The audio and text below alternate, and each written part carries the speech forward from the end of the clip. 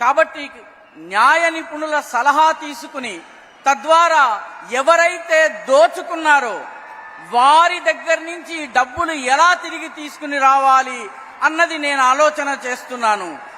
గతంలో కూడా తీసుకొచ్చిన తరువాత పేదలకు ఎలా ఇవ్వవచ్చును. గతంలో కూడా మోదీ 17,000 కోట్ల రూపాయలను హక్కుదారులు నిజమైన హక్కుదారులకు పంపించారు. గరీబ్ పేదలకు చెందినటువంటి వాళ్ళ హక్కు ఏదైతుందో దాన్ని ఎవరూ లాక్కోవడానికి వీల్లేదు. ఇది నరేంద్ర మోదీ యొక్క గ్యారంటీ. आज Bharat reform, perform and transform के मंत्र पर चलते हुए तेज गति से विकास कर रहा है। आपके एक सही वोट ने समस्याओं को संभावनाओं में बदल दिया है। आज पूरी दुनिया भारत को लेकर पॉजिटिव है।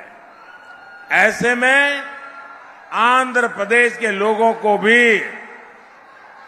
कांग्रेस और वाईएसआर कांग्रेस की नेगेटिविटी से दूर रहना है, बीजेपी एनडीए के साथ जुड़ना है। నేడు భారతదేశము రిఫార్మ్ అంటే సంస్కరించుకోవాలి, పర్ఫార్మ్ అంటే పనితీరును మెరుగుపరుచుకోవాలి, ట్రాన్స్ఫార్మ్ అంటే తనను తాను మార్పు చెందుకోవాలన్నటువంటి రిఫార్మ్, పర్ఫార్మ్, ట్రాన్స్ఫార్మ్ అనేటటువంటి మంత్రాన్ని పఠిస్తూ చాలా తీవ్రమైనటువంటి గతితో అభివృద్ధి చెందుతోంది. మీరు వేసేటటువంటి సరైన ఓటు వల్ల సమస్యలను అవకాశాలుగా మార్చుకోవచ్చు. నేడు మొత్తము భారతదేశం గురించి యావత్ ప్రపంచము పాజిటివ్ గా ఆలోచిస్తోంది. అలాంటి పరిస్థితిలో ఆంధ్రప్రదేశ్లో ఉన్నటువంటి ఈ కాంగ్రెస్, వైఎస్ఆర్ కాంగ్రెస్ యొక్క నెగటివిటీని కూడా దూరం చేయాల్సిన అవసరం ఉంది, తొలగించాల్సిన అవసరం ఉంది. భారతీయ జనతా పార్టీ ఎన్డీఏలతో కలిసి జతకట్టి రావలసినటువంటి అవసరం ఉంది.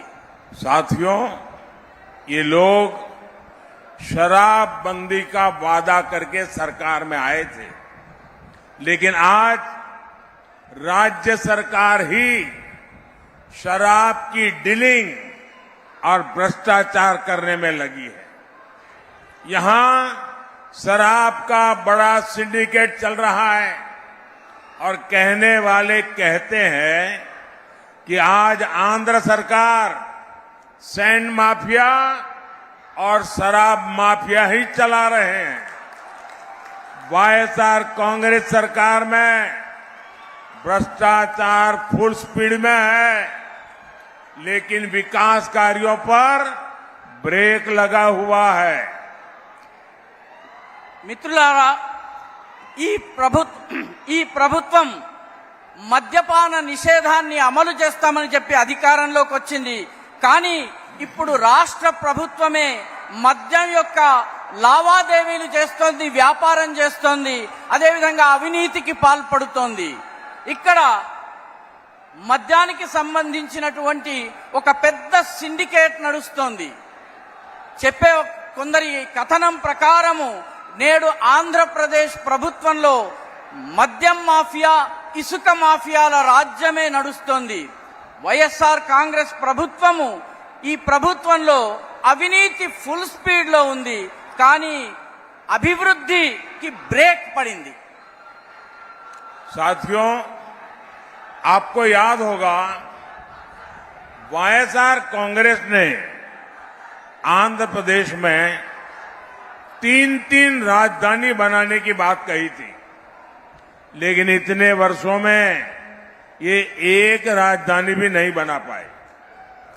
3 राजधानियों के नाम पर ये लोग बड़ी लूट के चक्कर में थे, लेकिन उसके पहले ही सरकार का खजाना खाली कर दिया है।